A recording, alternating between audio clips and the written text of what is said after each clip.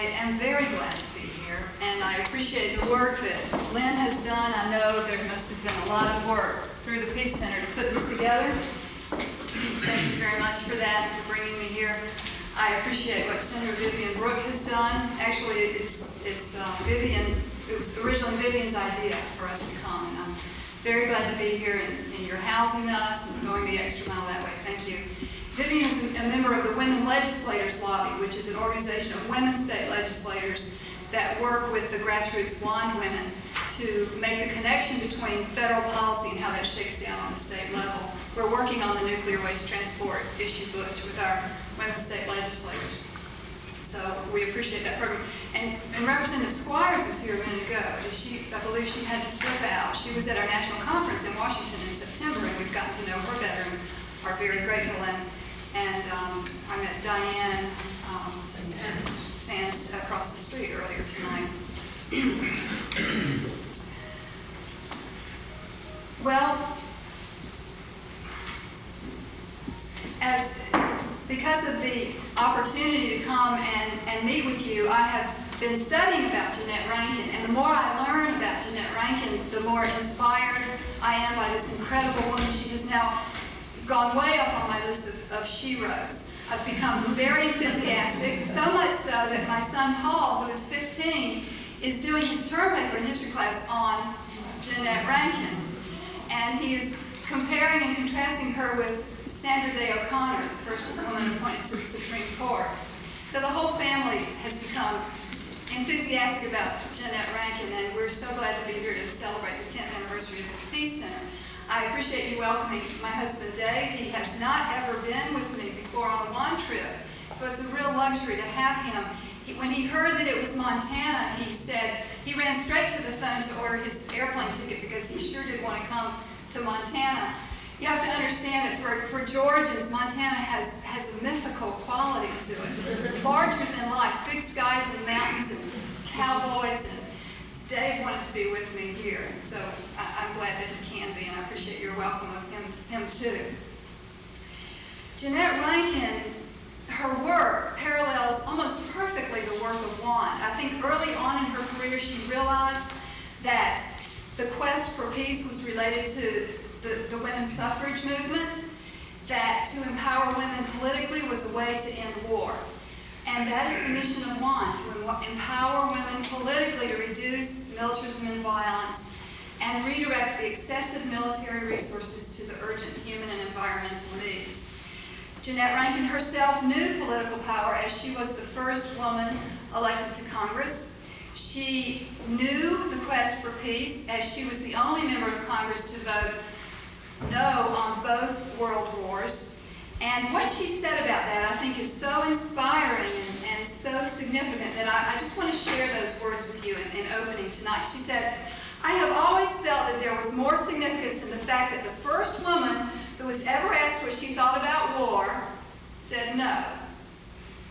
And I believe that the first vote I had was a most significant act on the part of women because women are going to have to stop war.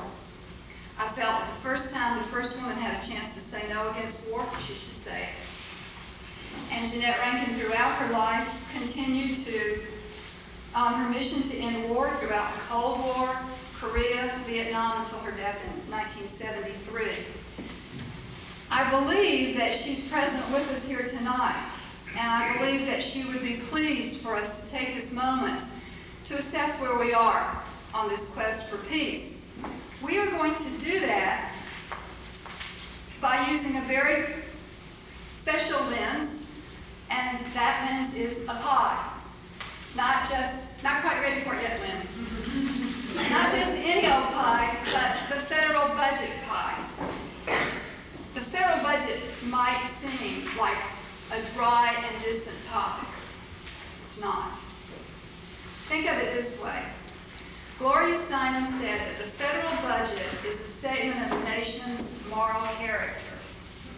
It's you and it's me and it's all of us in this room paying taxes and funding or not funding this or that program according to what we think is important.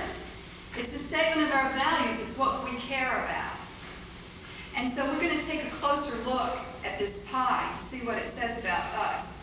as a country. Now, in your fact sheet packets that you had at your place, you'll find a worksheet. So we're going to roll up our sleeves right away, and I'm going to put you to work because I'd like for you to pull out the blue worksheet that has pies on the front of it. It's called Federal Budget Pie Exercise, and turn to step 1.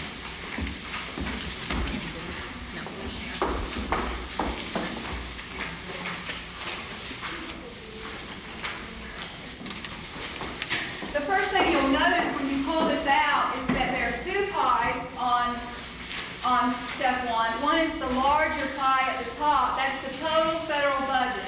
That includes all the mandatory programs, those programs that are promised, that we have to deliver on, things like Social Security, Medicare, and Medicaid. It includes the interest on the debt. And it includes discretionary spending as well, those programs where we have more flexibility about where our money is going to go. The discretionary budget is broken out in the smaller pie at the bottom corner of your page there. Now I want you to take 2 minutes and a pencil if you have one. If you don't, you can do this in your head. And I want you to make an attempt to match each spending category listed on step 1 with the appropriate slice of the pie. And some of you may know this absolutely well. Some of you may be guessing. That's okay. We'll look at the answers together in a couple of minutes. So please match each spending category on this pie exercise with the appropriate slice of pie.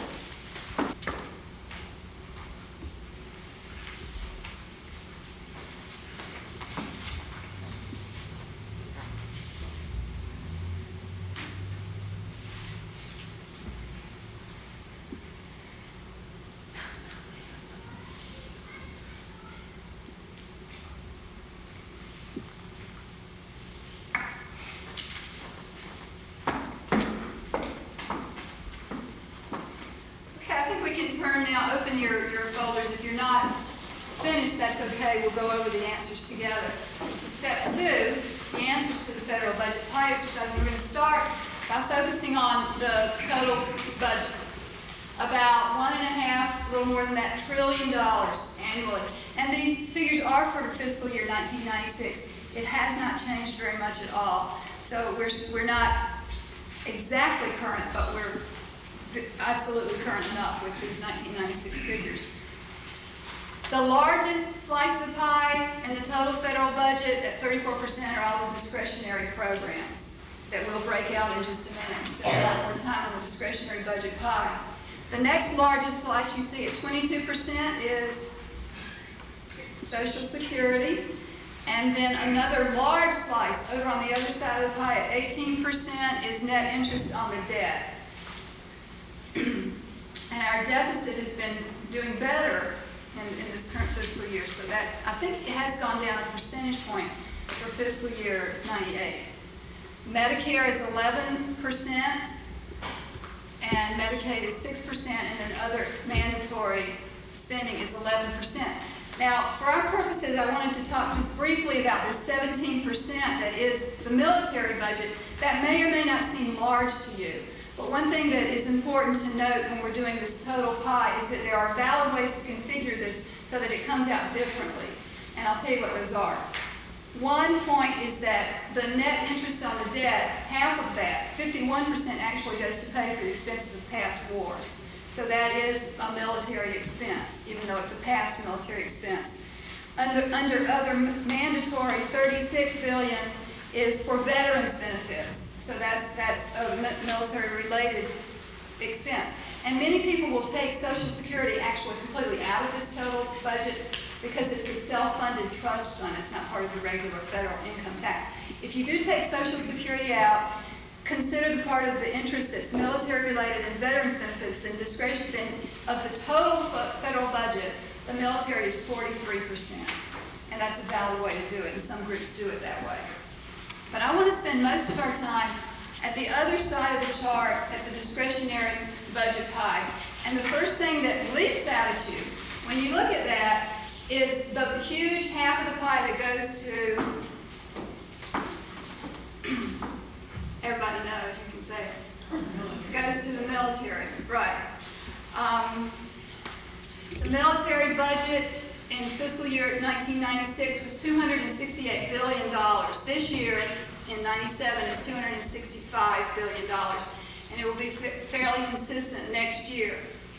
So while the military budget is $268 billion, everything else is squeezed into these little, all the other discretionary programs are squeezed into the little slivers of the pie at the bottom. Everything from legal aid to libraries, transportation, national parks, the environment, child care, after school programs, health and nutrition programs, the Peace Corps, Native American assistance, all of those social and environmental programs are in the small slices at the bottom of the pie. And guess what? Those slices are shrinking. Congress in the last few years has cut tens of billions of dollars and hundreds of programs from the human needs and environmental programs in the discretionary budget pie. But the military budget is off the table. It does not get cut when the budget committees in Congress and the appropriations committees in Congress do their work. How big is $268 billion? It's a figure that's very hard to relate to. And one of the ways we can relate to that is by comparing that military budget with the military budgets of other countries. That's what the blue handout sheet does. And you notice that number 2 in line goes with the United States way up here at $268 billion. Number 2 is at 48. Number 2 is who? Russia, whose military is falling apart. They're down to somewhere between $14 and $18 billion are the figures that we see now for Russia's military budget. So we are spending a lot more than other countries. If you take the military budgets of our 6 greatest enemies, and that would be Iran, Iraq, Syria, Libya, North Korea, and Cuba. And you put those military budgets into one lump sum, put them all together, multiply by 17, that's $268 billion.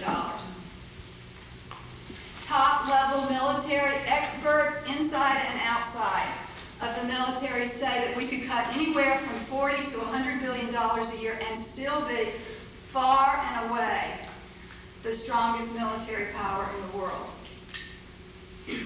How big is $268 billion? Wrenn? Let's show. Is anybody in here in the health professions, health clinics? Okay, they need not very much, Lynn. I think just They do other things too. You got your hand up there pretty quickly.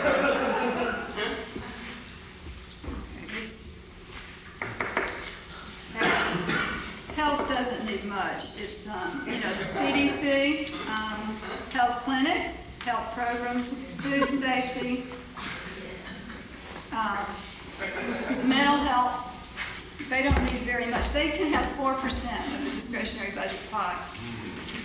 Let's see. Do we have anybody in here who's interested in international affairs? Okay, well, we want to keep most of our money at home, so we're just going to give you 3%.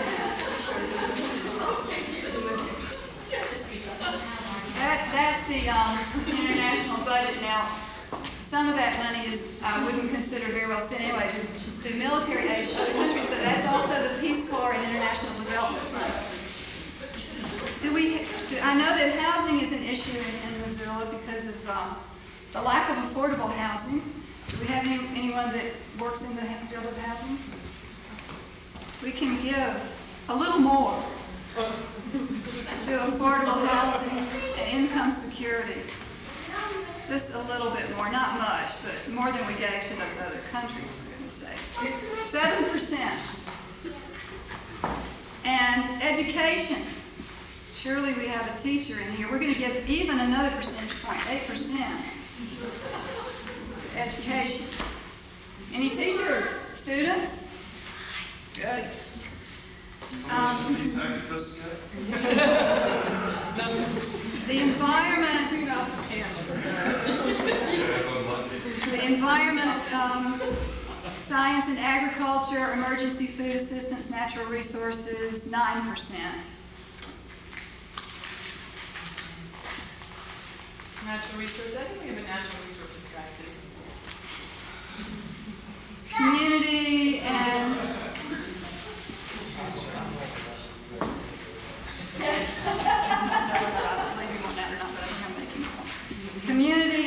Regional Development, Transportation, Native American Assistance is in that category, and that's 9%.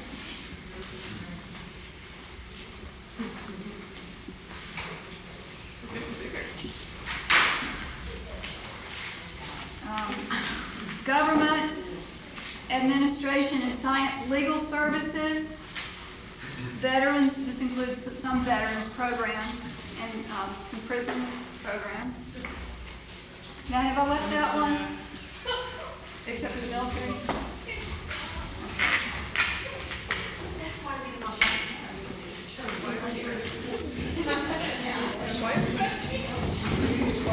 And then when everything else, when our health programs and our education programs, our community development programs and transportation programs have received what they need, what they get, we need for somebody to represent the military.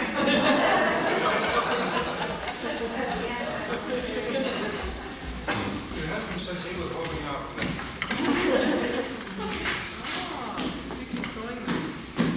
You get to be the military. You want to be the military? Well, the military travels on the stomach.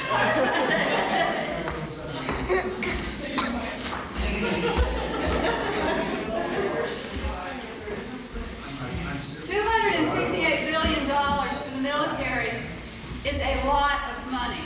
And so what that, if you could us to do is to take a closer look at that slice of the pie and see what's in that slice of the pie that is the military. When we do that, one of the first things we notice is an add-on. And what I mean by add-on is that the Pentagon and the President ask for what they want for the military, and Congress says to them, yes, you can have every penny of that and more. The more in 1997 this year was $11 billion.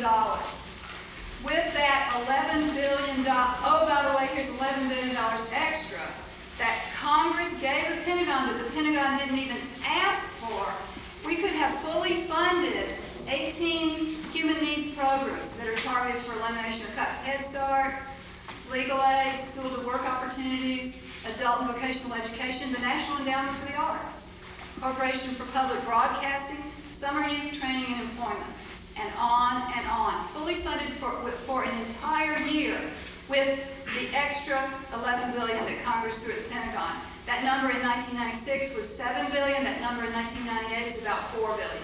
So one of the first things that you see when you look at that big slice of the pie is money that Congress has put there that the Pentagon doesn't even think is necessary for national security. Another thing you see when you look at that big slice of the pie are exotic new weapons systems, and I'm just going to mention two. One, I mentioned because it's the most expensive weapon system that will ever be built. It has a lovely name. It's called the Joint Strike Fighter. It's a very fancy airplane. It can evade radar, it can take off vertically, it can take off horizontally. It takes all the special features of many different weapon systems, rolls them into one, and will cost us $90 billion. I've seen the total figures for this at $210 billion, and I guess that includes research, development, and follow-through. But this will be $90 billion for 3,000 joint strike fighters. Enormously complex, enormously expensive, enormously prone to design problems and cost overruns, but a gold mine for the defense contractors with their ties to Congress. The Joint Strike Fighter, you'll see it in the news. And the other exotic weapon system, there are several, but I'll just mention two. The other one I mentioned, because it's built down the street from where Dave and I live, at Lockheed Martin in Marietta. It's called the F-22. And they rolled it out last spring, last April, and there was a big celebration when they rolled out the F-22. That's what this article is all about. This is what I saw on the front page of my paper when I opened it on April the 9th, after they had rolled out the F-22. 3,000 people came to this celebration. And for the people who couldn't come, the local cable channel piped it into 550 Atlanta households and said they were proud to present this historic moment to their viewers. There were laser beams flashing through the sky. There was music. Lee Greenwood sang "God Bless the USA." and they had a big video screen where they flashed images of Boy Scouts, beauty queens, and ice skaters. The congressman from the district spoke. You might have heard of him. His name is Newt Gingrich. And he said that this is what America needs to lead. Now, it might be one thing if we needed the F-22.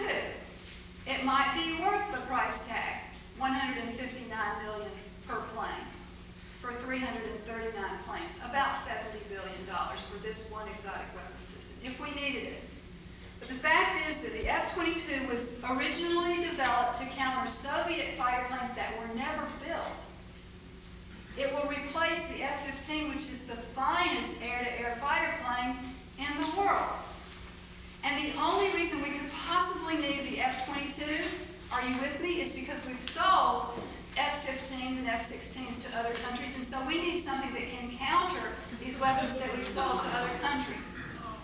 And when the Pentagon and the defense industry sat down to discuss the F-22, and they realized it costs a lot, and they were trying to figure out how to get down the per unit cost, they said, I know how we can get that cost down. We can sell the F-22 overseas. And in the next breath, they talk about, this is a phrase, the next generation to counter the F-22. We are in an arms race with ourselves. And the money for that is in that big slice of the pie. The third thing I'll mention in that slice of the pie is funding for nuclear weapons. A lot of people don't think we do nuclear weapons anymore, Butch, but we do. We're still in the business. We spent $34 billion on it this year. Not to mention the $4 trillion we've spent since 1945 on nuclear weapons. Not to mention the environmental contamination in 137 sites across our country. I went to one of those last year on the Georgia-South Carolina border, the Savannah Riverside. Square mile after square mile of eerie, contaminated wasteland. We're sitting on 50 tons of plutonium waste that we don't know what to do with. We're going to put some of it into glass through a process called vitrification.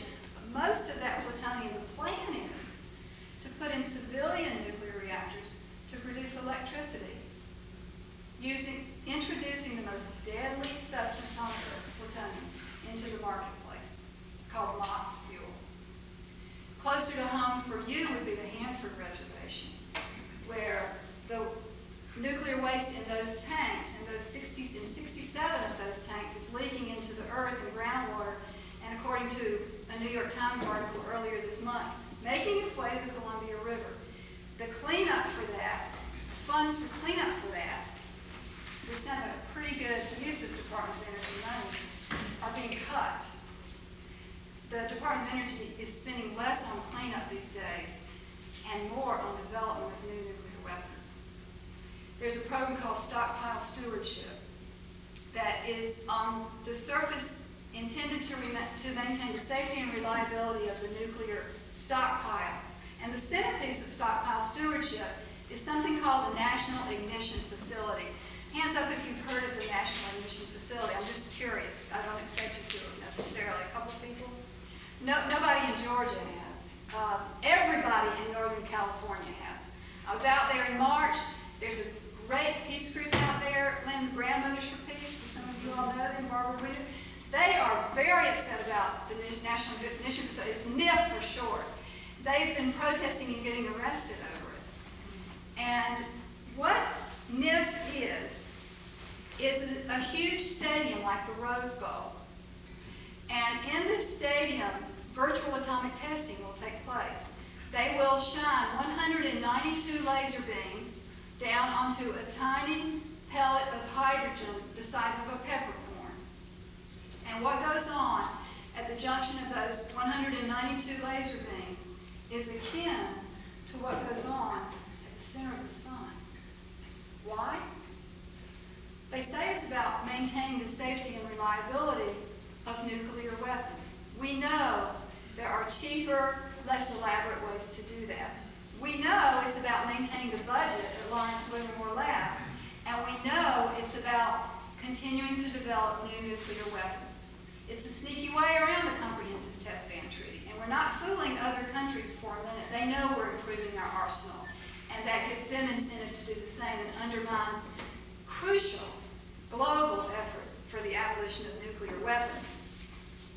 There are all kinds of voices out there for the abolition of nuclear weapons. General Lee Butler, for goodness sake, he was in charge of nuclear weapons forever and ever. He rounded up 60 or more admirals and generals around the globe to call for abolition of nuclear weapons.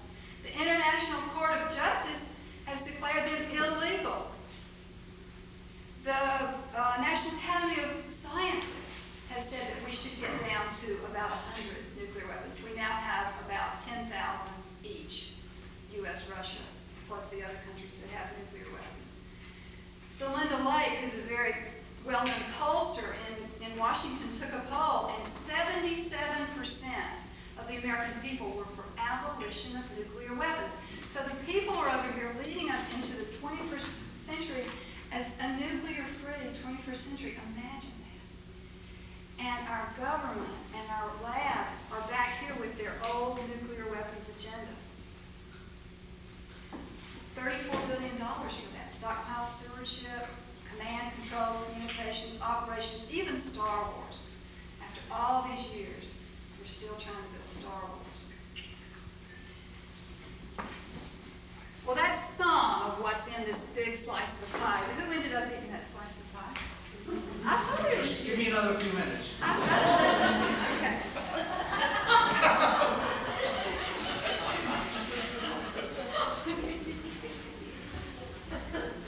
Another thing I don't usually mention about the other slice of the pie, and we need to get down here, but I'll just throw in very briefly, we talked about this a lot at Flo's house earlier, is NATO expansion, which will cost us a whole lot in terms of what's involved in NATO expansion. It will,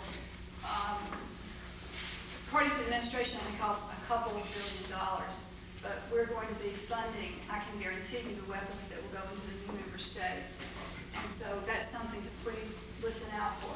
Now, on the other half of the pie, where we see the social and environmental programs, and we realize that they're being cut or eliminated, a point that needs to be made is that when this happens, women and children are disproportionately affected. Women and children are 85% of Medicaid recipients. Women and children are 85% of food stamp recipients. These are all programs that are being cut. Public housing, women and children are 84% of the beneficiaries of public housing. 75% of the beneficiaries of energy assistance. The Earned Income Tax Credit, that really wonderful program that gives tax relief to the people who work at or near below the poverty line. 75% of the Earned Income Tax Credit recipients are women and children. The Women, Infant, and Children Feeding Program, the WIC program, 100% women and children. Violence Against Women program, 100% women. Prenatal care, 100% women. 70% of the families receiving welfare assistance are headed by women who are coping alone. I know that you're aware of these social struggles here in Montana. You had a few months ago a hunger and homelessness conference, and you talked about the struggle for affordable housing. So many people have incomes in Montana that cannot afford the going rate for a 2-bedroom apartment. I know that last year the Montana Food Bank saw a 28% increase in their visits. I know that over a third of the pregnant women do not get the prenatal care that they need. So I know these social needs, these underfunded or unfunded social needs, are a very real part of your everyday. And this same story plays out in my home. It plays out in the Mississippi Delta, where unemployment runs at 10%, and jobs are scarce, and child care is scarce, and education is low, and transportation systems don't exist. It plays out on the streets of Los Angeles, where at the corner of 4th Street and Los Angeles Avenue, the homeless people sleep in rows, and there's a red line drawn down the sidewalk, and the homeless people are instructed to get their cardboard boxes out of the dumpsters and put them back of that red line every night. So, when the F-22 was rolled out in Marietta, there there was a spokesperson from the defense industry. And he said, we need to work together to make sure that projects like the F-22 are not sacrificed on the altar of budget cutting. It doesn't seem to me like it's the F-22 on that altar. Whenever we talk about the budget pie in wand, we tell a wand folk tale, which I'd like to tell you now. It's the story of Martha and Fred. Martha and Fred, to manage their household income, decided that they would combine their two incomes together into one lump sum and set aside a certain amount each month to pay for their mandatory expenses. Those bills that had to be paid, their mortgage, their car insurance, their utilities. And then Fred would manage the rest. And he would give Martha an allowance each month for the household needs, the groceries, the blue jeans, the gymnastics classes, the school books, and he would manage the rest. And this system worked pretty well for a while. In fact, Martha kind of liked it because it wasn't that much fun to have to find the time and energy to deal with the bills. But then Martha seemed to notice after a while that her allowance was shrinking. And this was coinciding with the fact that the cost of groceries, the price of eggs was going up. We all know how that is. So she asked Fred if she could take a look at the books. And when she did, she was shocked to discover that half of their household security, half of their household income was going for home security. Now, she knew about the alarm system for the house and the car, but she did not know that Fred had armored the roof, installed a radar system in the attic, electrified the fence, and ordered an armored tank for the front yard. As silly as that story is, that's what we've done. That's what we've done as a nation. Our nation's been shocked. And we bought the B-2 bomber, so we couldn't buy housing. The B-2 bomber that recently, poor thing, was discovered to have moisture problems. It can't fly in the rain, so we can't even deploy it overseas because we have to build huge shelters for it. The B-2 bomber, which, even if it did work, we don't need because we have B-52s and B-1B bombers that do what needs to be done. The B-2 bomber, which costs, now you thought the F-22 was a lot, $159 million a plane? The B-2 bomber costs $2.2 billion per plane. And we're building 21 of them. This is a fun number to play with, so I have to just take a second to do it. We have a statistician in Wand, our treasurer. He's Guy, his name is Tim. And he got really excited about what he could buy for one B-2 bomber. Unfortunately, he did this a few months ago when the B-2 was only $1.5 billion. It will go up on finishing this sentence. So it's now at 2.2, so these figures are a little off. But just imagine when the B-2 was only $1.5 billion. We have a school teacher. Did you say we're a school teacher? Student. Okay, well, you know school teachers. You know how important school teachers are. How many elementary school teachers could we buy for one B-2 bomber? 56,604. 56,604. And what's the biggest variable in school quality? Teacher-pupil ratio. Everybody knows that.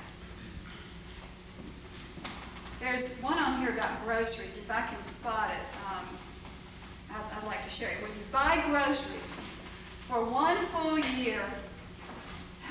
How many groceries could you buy for one B-2 bomber? You could buy groceries for one full year for 360,577 families. Now, does the food bank know that? Does the food bank know that they're struggling when their population increases 28%? They're struggling to make ends meet on those grocery bags while our government is buying 21 B-2 bombers? There's one on here that I'll end with. How many nights, we're going to Chico Hot Springs. Well, there's even a fancier place than that, the Ritz-Carlton Hotel. how many nights could you stay in the Ritz-Carlton Hotel, the fanciest suite? Not just any room, the fanciest suite. How many nights could you stay in the fanciest suite of the Ritz-Carlton Hotel for the price of one B-2 bomber? Well, the first thing you have to know is how much it costs for one night. Does anybody want to guess? Close. $1,050 per night. $1,050 per night. So how many nights could you stay in this suite for the price of one B-2 bomber at $1.5 billion? You could stay for 3,914 years. Years. You could stay for 3,914 years in that room. You could have packed your bags when there were pyramids. And you would still be there for the price of one B-2 bomber. And when we went shopping, we bought it, and so we couldn't buy affordable housing. Andrew Cuomo went to Congress and he testified. He said to that committee in Congress, he said, we've got to have $5.6 billion in housing to avert, in his words, the greatest crisis HUD has ever faced. But we didn't buy houses. We bought the B-2 bomber. Our nation's been shopping, and we bought the Paris Air Show. So we couldn't buy job training. Now, the Paris Air Show is an annual arms bazaar where all of the arms corporations, they go and they peddle their wares. We send 140 military personnel, a couple of dozen planes. It costs us $26.5 million per year. All of these figures are in that fact sheet packet that I gave you. For the price of the Paris Air Show, $26.5 million per year, we could have bought job training for 6,000 to 7,000 adults trying to keep their families off welfare. Welfare reform is an enormous issue, and we all know that we needed welfare reform, but we all know that proper welfare reform, healthy welfare reform, costs money because it involves job training, child care, and medical insurance, and transportation. But we didn't buy this job training. When President Clinton was at Riverside Church earlier this year, the folks there who normally kind of like President Clinton were very upset with him because of the welfare bill. And one of those women on welfare was quoted in the New York Times. Her name was Nyla Roman. And she said, Mr. President, if you're going to push the people off the rolls, you got to have training. She said, I've seen the women clean the toilets, and it's horrid, and it's demeaning. We need training. But we didn't buy training when we went shopping. We bought the Paris Air Show. Our nation's been shopping, and we bought subsidies for U.S. arms merchants because we want to be able to sell our weapons abroad. And sometimes the countries that we go to can't afford to buy them. But we're determined to sell these nations these weapons to nations across the globe until the whole world bristles like a porcupine. And if the country can't buy it, then we co-sign the loans, you and me, and when they don't come through, we pay for those weapons that we've sold to the other countries. That subsidy, which will go up with NATO expansion, was about $7 billion. With that, we could have financed repairs on 25,000 schools that are in desperate need to meet federal standards. I taught in one of those schools.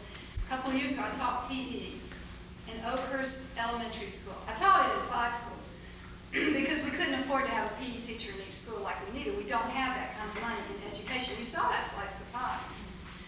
And so I was at a different school every day. No school had a gym. That would have been asking for the moon.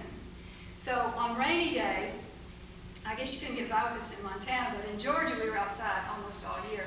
And on rainy days we would go to the auditorium, which was above the library. And Miss Mack, the principal, would stop me. She would say, Bobbie, Wrenn, don't let the kids jump up and down too much. The floor is not solid. It was literally cracking, falling onto the tables in the library below. And Oakhurst School has not been repaired yet. Because when we went shopping, we didn't buy school repairs. We bought subsidies for arms merchants. Gloria Steinem has said that the federal budget is a statement of our nation's moral character. Jeannette Rankin thought that it was significant that the first woman who ever was asked what she thought about war said no. And women and men across the country now are being asked what we think about the way our nation is spending our money.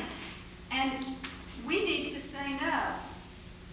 Because when we look at this budget and we understand what's going on and we see that our priorities are not reflected here, this is not what we value, this is not what we care about, this is not who we are, then when we find our voice to say no, we have hope that we can create change.